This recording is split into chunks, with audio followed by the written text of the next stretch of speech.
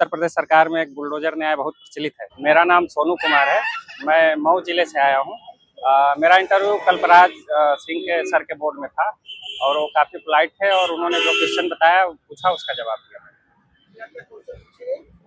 चूँकि मैं भारतीय नौसेना से रिटायर हूँ तो मोस्टली क्वेश्चन सेना से ही थे, लेकिन फिर भी उन्होंने मुझे जो अभी करंट इशू चल रहे हैं जो एनसीईआरटी को लेके था और बुलडोजर जस्टिस को लेके था और फिर विकास विकसित भारत को लेके था, इस पे उन्होंने और केस स्टडी भी काफ़ी उन्होंने। एनसीईआरटी वाला क्या सवाल पूछा गया था? एनसीईआरटी वाला ये पूछा गया था कि जो भारत का शिक्षा विभाग है वो क्या जुडिशरी को उसमें सम्मिलित करके उसने अच्छा काम किया था, तो फिर ये मेरा जवाब था। उन्होंने बोला ठीक है, अच्छा जवाब दिया। इसके अलावा कोई और सवाल? जैसे बुलडोजर न्याय पे था कि उत्तर प्रदेश सरकार में एक बुलडोजर न्याय बहुत प्रचलित है, इसमें आपकी क्या ओपिनियन है।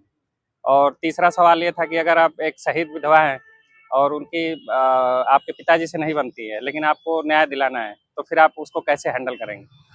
सिचुएशन बेस और सवाल? सिचुएशन बेस ये था कि जैसे कि आपके क्षेत्र में कौशल प्रशिक्षण की बहुत भारी कमी है और आप वहाँ के एसडीएम हैं, तो किन किन स्टेक होल्डर के साथ समन्वय स्थापित करके आप उस पर काम करेंगे।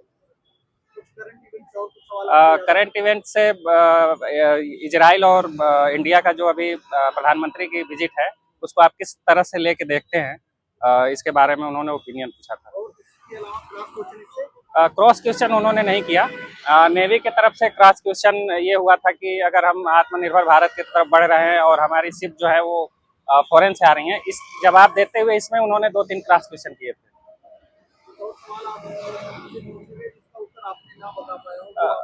ऐसा क्वेश्चन तो एक भी नहीं था, क्योंकि बेसिकली वो नेवी से ज़्यादातर थे और बाकी जो ओपिनियन पूछा था तो ओपिनियन में तो मना करना है ही नहीं ना। रिटायरमेंट से 1 साल पहले पूर्ण रूप से तैयारी पे लग गया था। उसके पहले थोड़ा थोड़ा पढ़ाई चलता था, लेकिन मैं 2024 में ही रिटायर हुआ था। ये मेरा पीसीएस का पहला अटेम्प्ट है और पहला इंटरव्यू है और इसमें 2025 का भी मेंस लगा हुआ है।